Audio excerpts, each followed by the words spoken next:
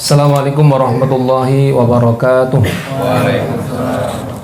Alhamdulillah, salatu wassalamu ala rasulillah wa ala alihi wa ashabihi wa mawalah. Asyhadu an la ilaha illallah wahdahu la syarikalah wa asyhadu anna muhammadan abduhu wa rasuluh.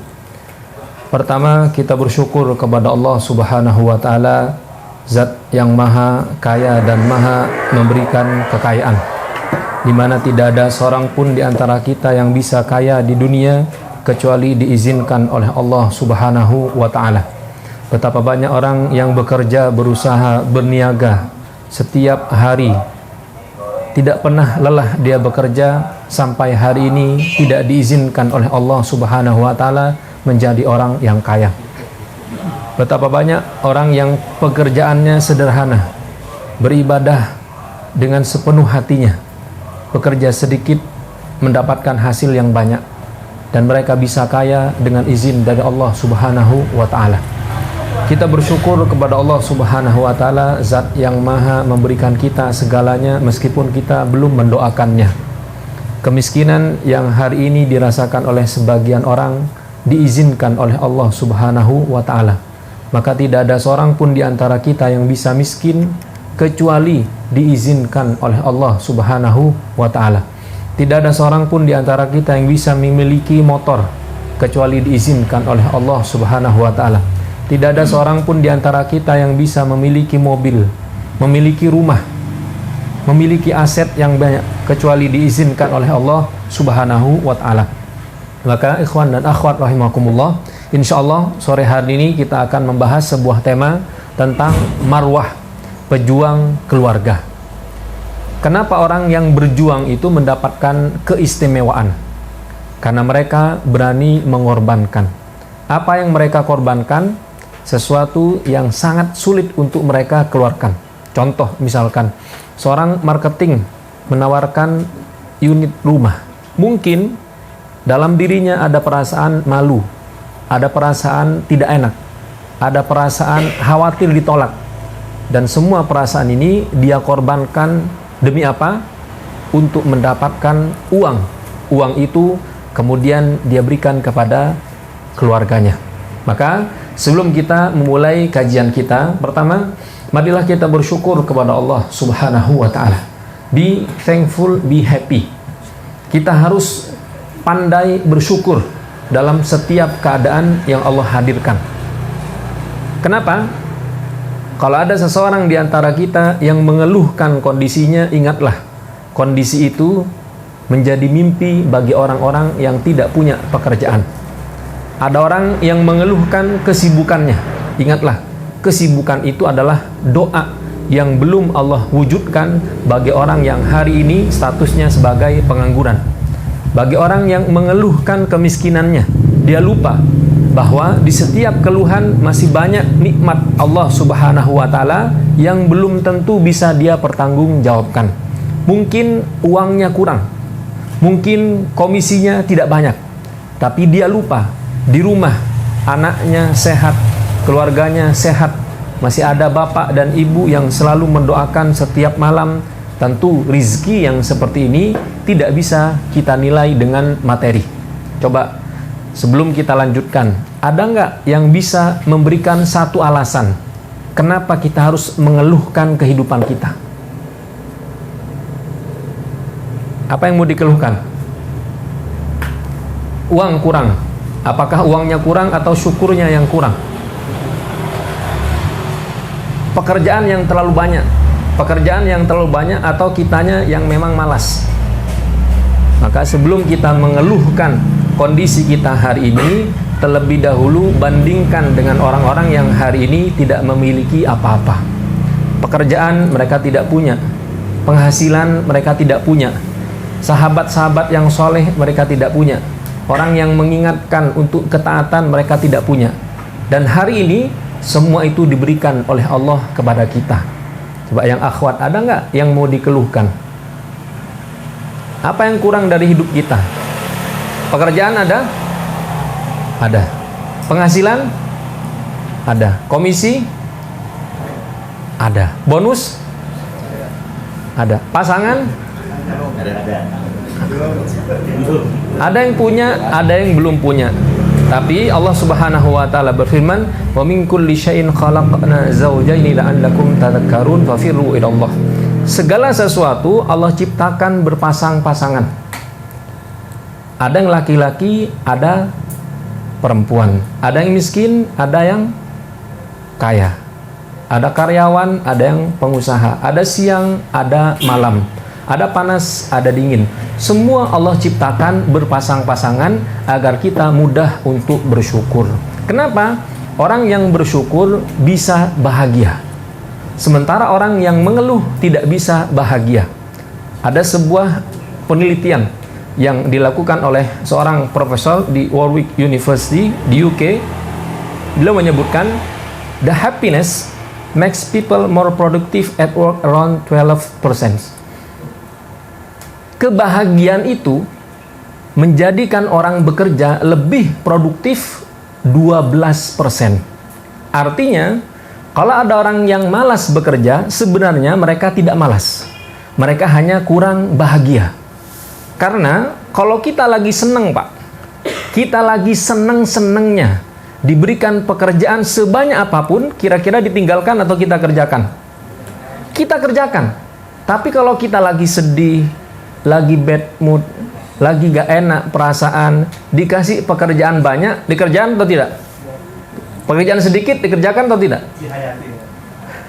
Sedikit atau banyak, kalau kondisi psikologis kita tidak bahagia, maka kita tidak akan produktif. Maka teman-teman yang hari ini profesinya misalkan sebagai marketing, lihat achievement-nya, berapa persen yang sudah dicapai? Kalau 90%, alhamdulillah. Lihat bulan kemarin, berapa persen yang sudah dicapai? 100%, alhamdulillah. Misalkan perusahaan ditargetkan omsetnya setiap bulan harus 3 miliar. Berapa persen yang harus dicapai? Maka dilihat. Kalau orang-orangnya bersyukur, orang-orangnya bahagia, insya Allah target itu mudah dicapai. Tapi kalau setiap hari datang kawan mengeluh, datang kawan yang baru mengeluh, datang kawan lama mengeluh, semua di kantor isinya keluhan, kira-kira bisa kerja atau tidak? Tidak bekerja. Maka penelitian ini dilakukan secara ilmiah, disurvei dari beberapa orang yang bekerja, dan ternyata yang bahagia memiliki tingkat produktivitas 12% lebih tinggi. Jadi, kalau kita menginginkan sesuatu, yang harus diubah adalah kondisi psikologis kita, Pak. Kita harus bersyukur dengan semua hal yang Allah hadirkan dalam kehidupan kita.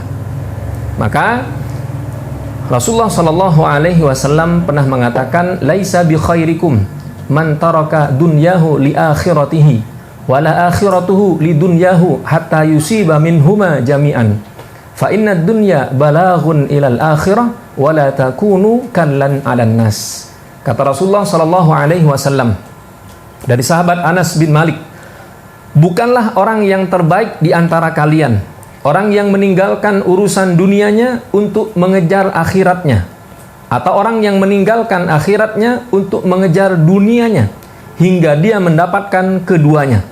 Sungguh, kehidupan dunia mengantarkan kalian menuju kehidupan akhirat, dan janganlah kalian menjadi beban bagi orang lain.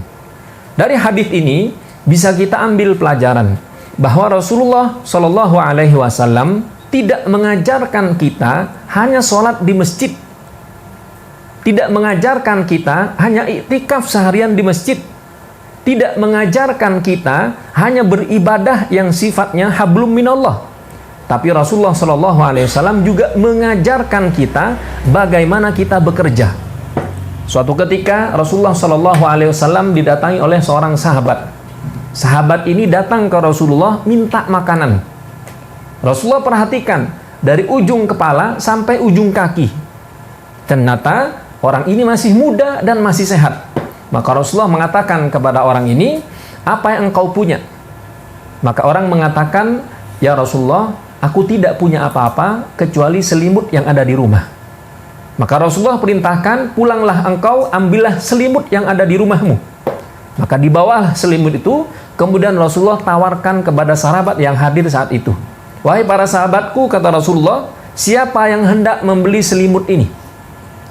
Sahabat mengatakan, ya Rasulullah, aku membelinya 1 dirham. Kata Rasulullah, aku ingin harga yang lebih tinggi. Maka sahabat ini kemudian faham bahwa Rasulullah niatnya bukan hanya menjualkan selimut, tapi Rasulullah punya niat lain, yaitu mengajarkan kepada sahabat ini agar tidak mudah meminta-minta. Maka sahabat yang lain mengatakan, ya Rasulullah, aku membelinya kurang lebih 10 dirham. 1 dirham ini hari ini kurang lebih 80.000 sampai 100.000.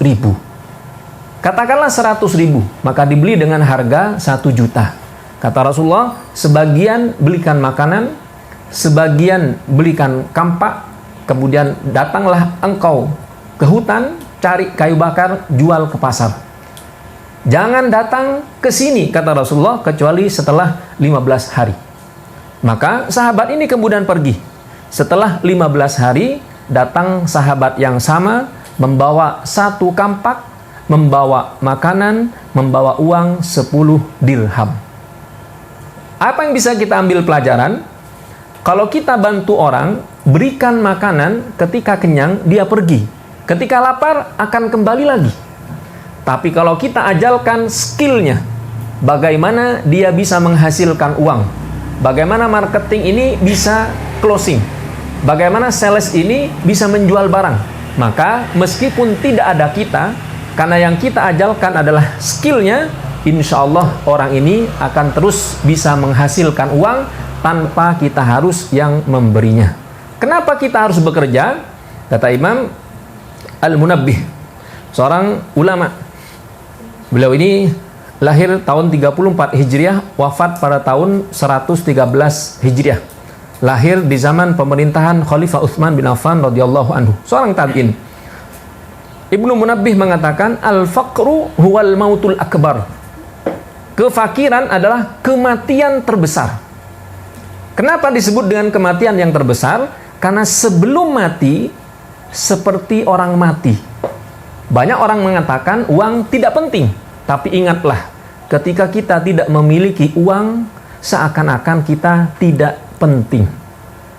Banyak orang mengatakan uang tidak bisa dibawa mati, tapi ingatlah, ketika kita tidak punya uang, seakan-akan pengen mati, Pak. Ini bukti bahwa uang ini sangat penting.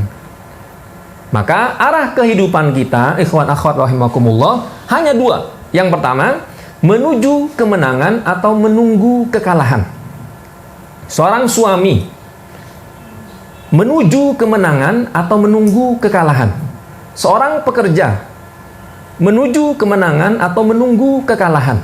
Seorang pengusaha menuju kemenangan atau menunggu kekalahan. Nah, kita semua, pertanyaannya adalah, kita sedang menuju kemenangan atau sedang menunggu kekalahan? Arah kehidupan kita kemana? Menuju kemenangan atau menunggu kekalahan? Menuju kekayaan atau nunggu kemiskinan? Nunggu miskin atau kita berproses jadi orang kaya? Yang mana? Berproses jadi orang kaya atau nunggu miskin? Kalau nunggu miskin, gak usah lama-lama, Pak. Gak usah bekerja, tidak berusaha, habiskan semuanya, insya Allah cepat miskin.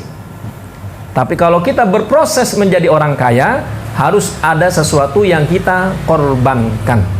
Maka sahabat-sahabat Rasulullah SAW datang.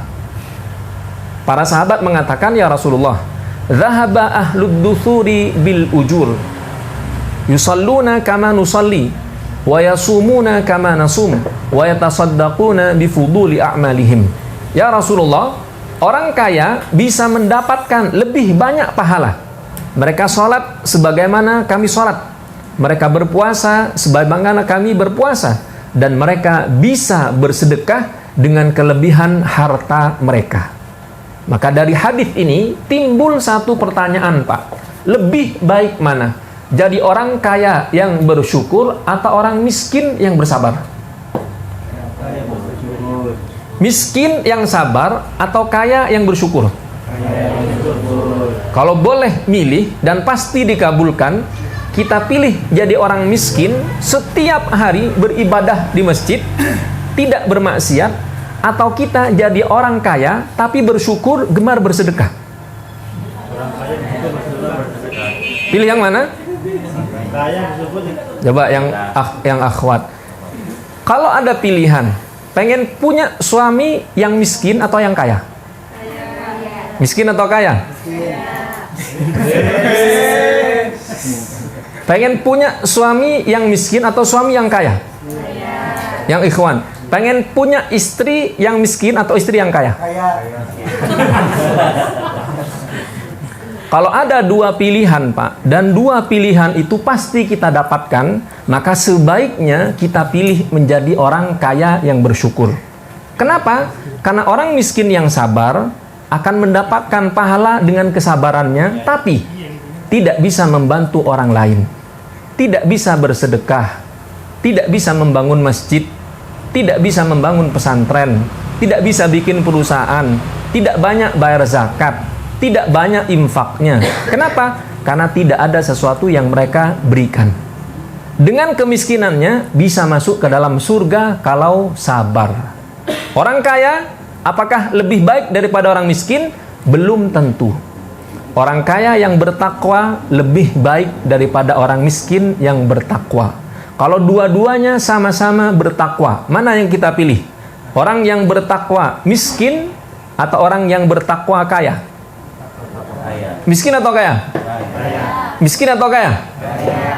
Pengen punya suami yang miskin atau punya suami yang kaya?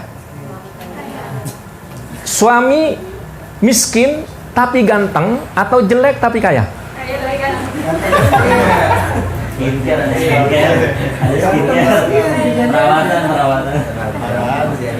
Pilihannya dua. Pengen punya suami yang miskin tapi kaya atau jelek tapi miskin? Pengen punya suami yang jelek tapi kaya atau yang miskin tapi ganteng? Jelek terus kaya, miskin tapi kaya, dan perawatan. Maka Imam An-Nawawi mengatakan, "Dzalika fadlullah yu'tihi may yasha." Mensyarah hadis ini, itulah keutamaan yang Allah berikan kepada orang-orang yang dikehendaki, yang tidak diberikan kepada orang yang lain. Kenapa orang kaya yang bersyukur lebih baik daripada orang miskin yang bersabar? Karena dengan kekayaan bisa meningkatkan ketakwaan. Dengan kekayaan bisa umroh. Dengan kekayaan bisa naik haji. Dengan kekayaan bisa menghajikan orang tua. Dengan kekayaan bisa membelikan rumah untuk orang-orang yang kita sayang. Maka pilihlah salah satu, kita nunggu miskin atau menuju kaya? Menuju kaya. Nunggu miskin atau menuju kaya? Menuju kaya. Maka Rasulullah SAW mengatakan, ni'mal malu salih lirrajulis salih. Sebaik-baik harta adalah harta yang dimiliki oleh hamba yang soleh. Maka orang baik harus banyak duit. Karena kalau orang baik tidak banyak duit, akan dikalahkan oleh orang jahat yang banyak duit. Orang-orang soleh, ikhwan, orang-orang yang solehah, akhwat semua, harus punya keinginan yang kuat untuk memiliki uang yang banyak. Bukan tujuannya dunia. Tujuannya seperti hadis yang disebutkan oleh Imam Muslim tadi, bahwa orang kaya ini bisa membantu agama. Coba teman-teman, kalau kita mau bangun masjid, apakah cukup dengan berteriak Allahu Akbar langsung jadi masjidnya? Nggak jadi, Pak. Ada andil harta kita. Maka teman-teman yang bekerja hari ini, tanamkan niat yang kuat untuk memiliki uang yang banyak. Tujuannya bukan agar hidup berfoya-foya, bukan, na'udzubillah min dzalik. Tujuannya apa? Agar lebih mudah menuju surga. Memang orang kaya masuk surganya 500 tahun setelah orang miskin. Tapi derajat surganya bisa saja orang kaya lebih tinggi. Hanya waktunya saja. Kenapa? Karena proses hisab lebih lama. Orang miskin katakanlah, di dunia tidak pernah punya motor. Apa yang mau dihisab? Sementara orang kaya, motornya lebih dari satu, mobilnya lebih dari satu, rumahnya lebih dari satu. Maka semua dihisap oleh Allah Subhanahu wa ta'ala. Dari mana bisa beli motor? Untuk apa motor digunakan? Dari mana beli mobil? Bagaimana cara membelinya? Ada ribanya atau tidak? Dari mana bisa beli rumah? Kreditnya sesuai dengan syariat atau tidak? Ada ribanya atau tidak? Setelah didapatkan rumah itu, apakah untuk ibadah atau tidak? Semua ini harus kita pertanggungjawabkan di hadapan Allah Subhanahu wa ta'ala. Maka Imam Sufyan Ats-Tsauri pernah mengatakan, al-malu fi hadzal zamani silahun. Harta di zaman ini adalah senjata. Senjata untuk apa? Untuk menegakkan agama. Kita saksikan bagaimana agama kita diinjak-injak. Kita perhatikan di Swedia, negara-negara Eropa yang memiliki keluasan dalam berekspresi. Akhirnya Al-Quran, kitab suci kita dibakar dan orang-orang tidak ada yang membelanya. Agama kita dinistakan, orang-orang tidak ada yang bisa mengingkarinya. Kenapa? Karena hari ini umat Islam dalam kondisi belum bangkit. Sedikit sekali orang kaya di negara kita yang berprofesi sebagai pengusaha dan dia adalah muslim yang taat. Beda dengan zaman sahabat Rasulullah Shallallahu Alaihi Wasallam. Dalam sebuah hadis yang diriwayatkan oleh Imam At-Tirmidzi, Rasulullah pernah mengatakan, al-ashra al-mubashshiruna bil jannah. Kata Rasulullah, ada 10 orang yang dijamin masuk surga. Siapa saja mereka itu? Ada yang hafal? Gak ada yang hafal. Coba. Nama sahabat yang kita ingat dengan kekayaannya siapa? Siapa nama sahabat? Abdurrahman bin Auf ini masuk neraka atau masuk surga? Miskin atau kaya? Kaya. Kata Rasulullah SAW, 10 orang yang pasti masuk surga. Al-ashra al-mubashshiruna bil jannah. Rasulullah mengatakan Abu Bakar fil jannah, Umar fil jannah, Utsman fil jannah, Ali fil jannah, Talha bin Ubaidillah fil jannah, Az-Zubair bin Awam fil jannah, Abdurrahman bin Auf fil jannah, Sa'ad bin Abi Waqqas fil jannah, Sa'id bin Zaid fil jannah, dan yang terakhir Abu Ubaidah al-Jarrah fil jannah. Mayoritas 10 orang ini orang kaya, Pak. Kalau kita memisahkan kekayaan dengan ketaatan, ini perkara yang perlu dikritisi. Karena tidak semua orang kaya ahli maksiat, setuju? Dan tidak semua orang miskin adalah orang yang taat, setuju? Banyak orang miskin, nauzubillah min dzalik, dengan kemiskinannya justru masuk neraka. Dan banyak orang kaya dengan kekayaannya bisa masuk ke dalam surga. Coba, yang melakukan aksi kriminal, yang merampok, yang mencuri, pembunuhan, kira-kira mereka orang kaya atau orang miskin? Orang miskin. Maka ada sebuah riwayat, meskipun riwayat ini derajatnya tidak kuat, kadal faqru yakunu kufran. Kadang kefakiran ini hampir-hampir menggiring seseorang pada kekufuran. Kenapa? Karena kalau tidak punya apa-apa bisa nekat, Pak.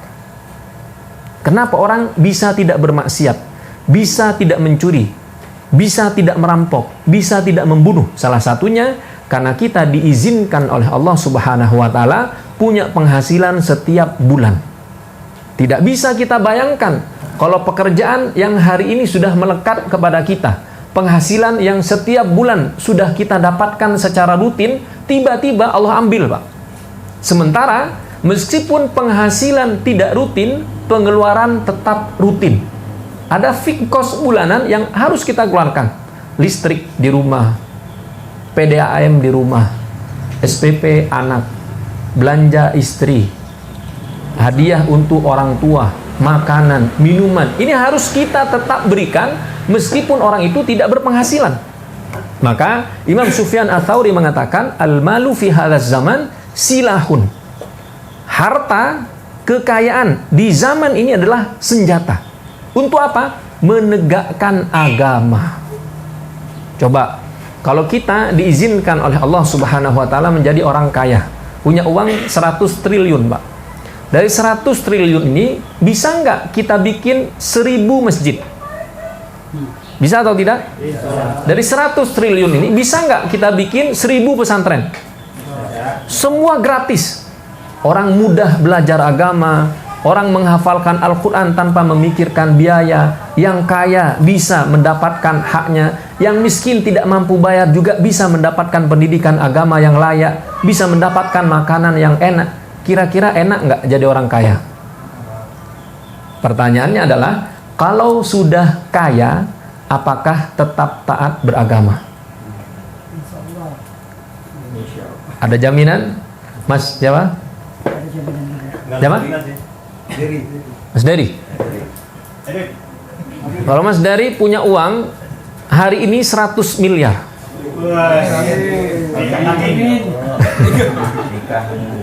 Kira-kira mau nggak dia hadir kajian? Belum tentu. Belum tentu.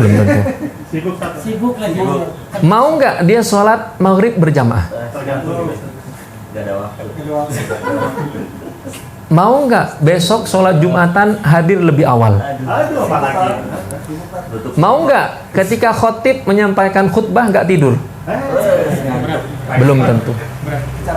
Maka Allah berfirman dalam Al-Quran, walau basatallahu rizqa li'ibadihi la baghaw fil ardi walakinnallaha yunazzilu biqadarin ma yasha. Seandainya Allah luaskan, Allah banyakkan harta dari hamba-hambanya, dikasih semua. Yang minta rumah 5 dikasih 5, yang minta mobil 4 dikasih 4, yang punya perhiasan dikasih harta sebanyak-banyaknya, dikasih semua. La baghaw fil ardi, kata Allah, pasti mereka akan melampaui batas. Kalau semua suami, coba yang sudah menikah angkat tangan. Hai. Kalau semua suami ini yang sudah punya istri, hari ini ada pengumuman dapat uang 10 miliar. Apa yang akan dilakukan nanti malam? Langsung pulang, masuk masjid, kemudian iktikaf atau kemana? Jalan-jalan. Jalan-jalannya ke tempat ibadah atau ke tempat maksiat? Maka karena Allah sayang kepada kita, sebagian dari kita memang sengaja tidak dijadikan orang kaya. Kenapa? Kalau semua orang kaya akan berbahaya. Kenapa suami-suami ini bisa setia? Karena kenapa bisa setia? Coba, kenapa? Karena miskin. Kalau semuanya kaya, belum tentu setia. Maka dibatasi jatah rizki masing-masing suami. Agar apa? Agar tetap taat beragama dan setia kepada pasangannya. Maka Rasulullah SAW menjamin ampunan bagi orang-orang yang bekerja dari pagi sampai sore hari. Dalam sebuah hadis yang diriwayatkan oleh Imam At-Tabrani, man amsa kalan min amal yadihi amsa maufuran lahu.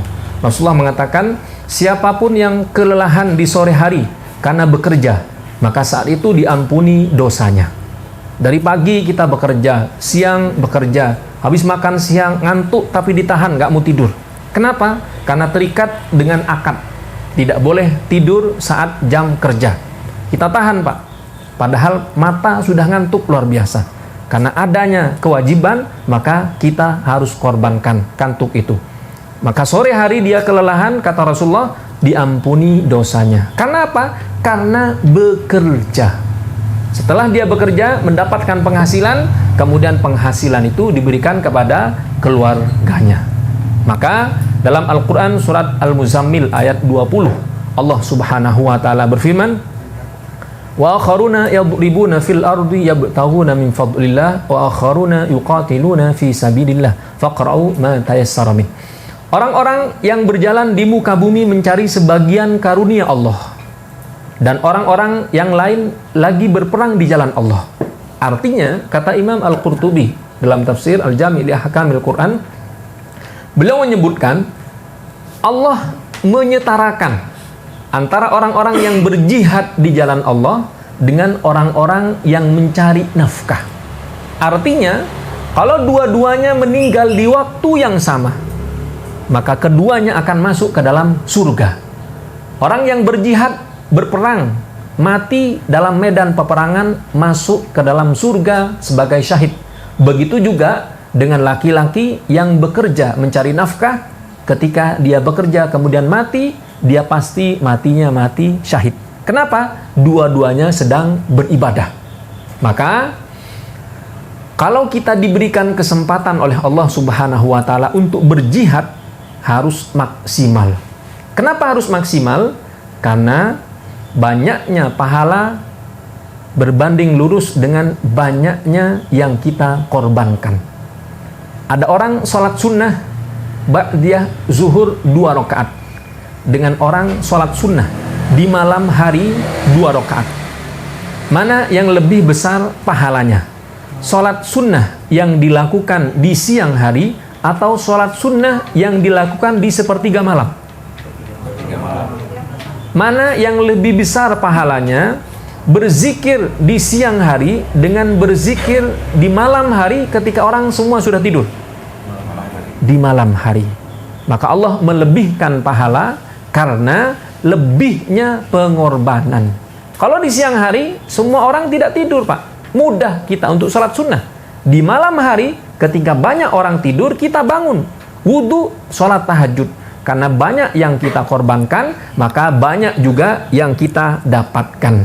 Intinya, Anda tidak dibayar sesuai dengan waktu kerja Anda, tapi Anda dibayar sesuai dengan nilai yang Anda berikan kepada waktu tersebut. Saya berikan contohnya. Ada satu cangkir kopi, katakanlah kopi Sumatera. Kita jalan-jalan ke Sumatera, kita jalan-jalan ke Padang, kopi gayo misalnya di Aceh dan sebagainya. Berapa harganya? Berapa satu cangkir kan? Mungkin cuma 10.000, mungkin 18.000, mungkin 20.000. Padahal kopinya sama.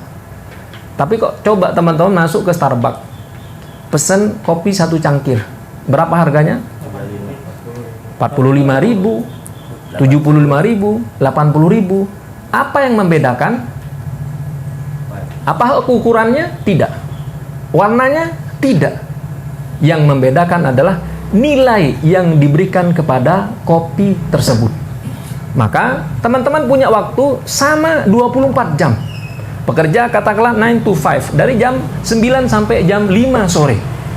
Kenapa gajinya berbeda? Yang satu gajinya UMR, yang satu gajinya 10 juta. Yang satu gajinya 10 juta, yang satu gajinya 40 juta. Apakah waktunya berbeda? Sama. Apa yang membedakan? Nilai yang kita berikan kepada waktu yang diamanahkan. Yang satu hanya OB, yang satu direktur. Bekerjanya dalam satu hari sama-sama 8 jam. Berapa beda gajinya? Lebih banyak mana? Direktur atau OB? Padahal jam kerjanya sama, di tempat yang sama. Maka yang membedakan kita dalam mencari nafkah adalah nilai yang kita berikan kepada waktu di situ kita bekerja. Maka kalau teman-teman sudah terikat dengan akad, jam 9 harus di kantor, jam 5 baru boleh pulang. Kalau pulangnya jam 4, kira-kira berdosa atau tidak?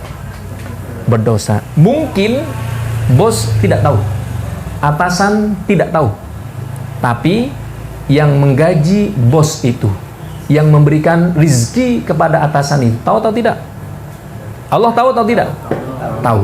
Maka bedakan antara uang dengan rizki.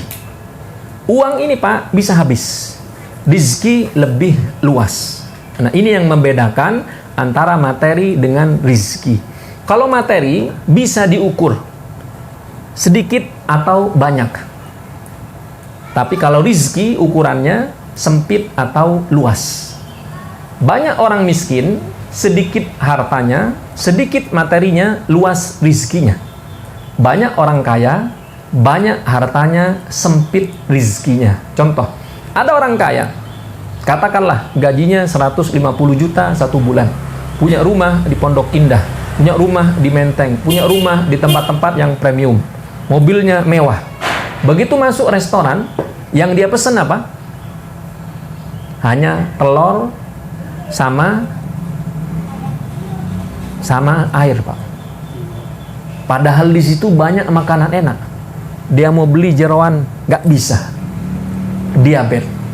Mau pesan yang manis-manis, nggak bisa. Mau pesan kacang-kacangan, nggak bisa. Asam urat. Banyak uangnya, sempit rizkinya. Tapi banyak orang yang rizkinya luas meskipun uangnya sedikit. Nah, ini perlu kita bedakan. Mana yang rizki, mana yang hanya berupa materi. Dalam kondisi kita misalkan kekurangan, maka kita tidak boleh untuk meminta-minta. Rasulullah SAW mengatakan, "Man takaffala li alla yas'alan nasa syai'an wa atakaffalahu bil jannah faqultu ana fakana la yas'alu ahadan syai'a." Rasulullah SAW bersabda, siapakah yang memberikan jaminan kepadaku bahwa dia tidak akan meminta apapun kepada manusia, maka aku akan memberikan jaminan surga baginya. Maka aku menjawab, aku ya Rasulullah. Maka sejak itu sahabat yang bernama Thauban ini tidak pernah meminta kepada manusia. Dalam kondisi tidak punya apa-apa, jangan pernah datang untuk meminta. Dalam kondisi tidak punya uang, jangan datang ke rumah orang kaya untuk meminta pinjaman, jangan. Kenapa? Dilarang oleh Rasulullah SAW. Apalagi sengaja meminjam untuk kepentingan yang tidak penting. Pinjol misalkan, ada yang kena pinjol? Ada? Gimana mau syar'i kalau di tempat kerja yang syar'i saja dia masih melakukan pelanggaran syariat? Udah enggak.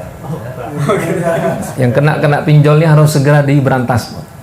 Jangan dikasih ruang untuk pinjol. Kenapa? Riba tidak pernah menghasilkan keberkahan sebanyak apapun hartanya. Maka sepakati tidak boleh ada riba di antara kita. Yang kena pinjol, yang kena kartu kredit, yang kena KTA, segera bertaubat kepada Allah Subhanahu wa ta'ala.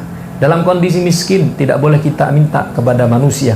Imam Al-Makudi Al-Fasi pernah mengatakan, "Idza aradat li fi zamaniya hajatun wa qad ashkalat fiha alayya al-maqasidu waqaftu bi babillahi waqfata dari'in faqultu ilahi innani laka qasidu wa lasta tarani waqifan inda babi man yaqulu sayyidi yaqulu fatahu sayyidil yawma raqidu."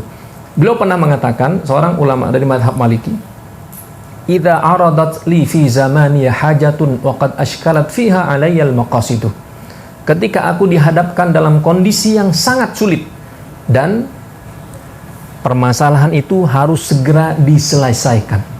Kata beliau, waqaftu bi babillahi waqfata dhari'ain. Aku berdiri di hadapan Allah Subhanahu wa taala. Faqultu ilahi inni laka qasidu. Ya Allah, aku punya hajat yang harus segera aku selesaikan.